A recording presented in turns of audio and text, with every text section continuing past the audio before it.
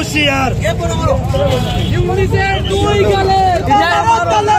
জাগ্রত হতে হবে, আর সেই জাগ্রতকে শুধু শিলচরে করলে হবে না, সারা ভারতবর্ষের মানুষ করতে হবে। আমরা দেখছি সারা ভারতবর্ষে করছে।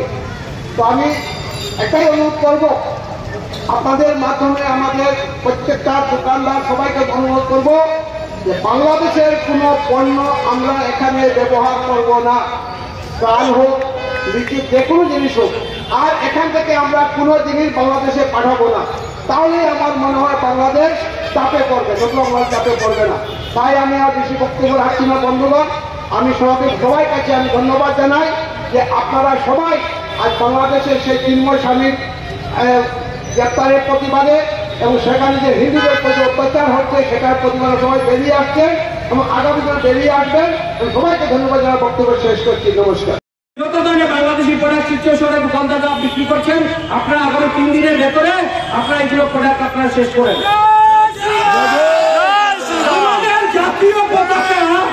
আমাদের জাতীয় পতাকা ওরা ওদের পায়ে নিতে পারবে, আর আমরা বাংলাদেশের প্রোডাক্ট খাবো। যদি আমরা সত্যিকারে ভারতীয় হয়ে থাকি, যদি আমরা সত্যিকারে সনাতনী হয়ে থাকি, তাহলে আমরা আজকের পর থেকে আমরা শপথ করবো বাংলাদেশের প্রোডাক্ট কোনো দ্রব্য আমরা 1 পয়সারও কিনবো না, আমরা এগুলো সব জ্বালিয়ে ফেলবো। আজকে থেকে আমরা ঘোষণা দিচ্ছি। আমাদের এখানে এক্সপোতে বাংলাদেশের স্টল খুলেছে, এক্সপোতে খুলেছে বাংলাদেশের স্টল, বাংলাদেশি স্টল দিচ্ছে। এক্সপোকে বলে দেওয়া হয়েছে যে ভারতবর্ষের বুকেতে আর কোন ধরনের বাংলাদেশি ব্যবসা চলবে না। আজকে এক্সপো সবাই দেখবেন, আপনার হোর্ডিং গুলো শিলচর সবাই সব হোর্ডিং গুলো দেখবেন, বাংলাদেশ সব মুছে ফেলা হয়ে গেছে। সবাই দেখবেন বাংলাদেশ নাম মুছে ফেলা হয়ে গেছে এবং বাংলাদেশ সরকারকে আমরা বলে দিতে চাই, আজকে তো হোর্ডিং থেকে নাম মিশিয়েছি। যদি আগামী দিনে আপনারা এরকম ধরনের কার্যকলাপ চালিয়ে যান, তাহলে ভারতবর্ষ পৃথিবী থেকে তোমাদেরকে মুছে ফেলবে।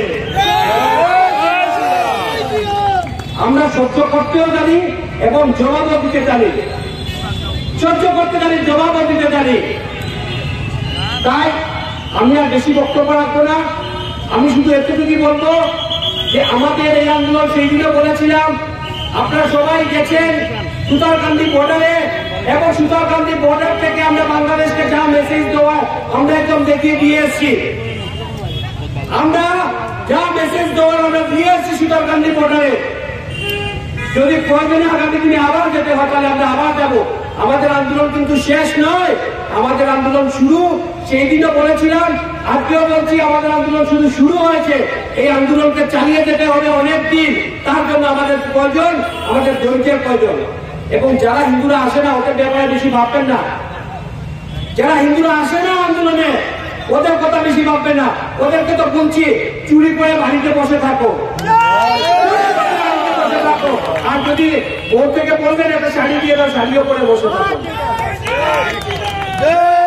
যাদের শরীরে আমার দেশের পতাকা মাটিতে ফেলে ওরা পালাচ্ছে, আমাদের সনাতনীদের রোজ হত্যা করছে, আর তারপর যদি আমার শরীরে রক্ত যদি জাগে না, তাহলে সেই রক্ত দিয়ে কি করবে? সেই রক্ত দিয়ে কি হবে? তাই বলছি, যারা যাচ্ছেন ওদের কথা বেশি চিন্তা করার প্রয়োজন নেই। আমরা যারা জেগেছি, আমাদের যে আন্দোলন, সেই আন্দোলনকে আমরা ধৈর্য সহকারে আমরা এগিয়ে নিয়ে যেতে হবে। এবং যা বলেছি, আগামী 3 দিনের ভেতরে যত বাংলাদেশি প্রোডাক্ট আছে শিলচর শহরে যাতে আর তারপর থেকে 3 দিনের পর থেকে কোনো ধরনের কোনো বাংলাদেশি প্রোডাক্ট থাকে না।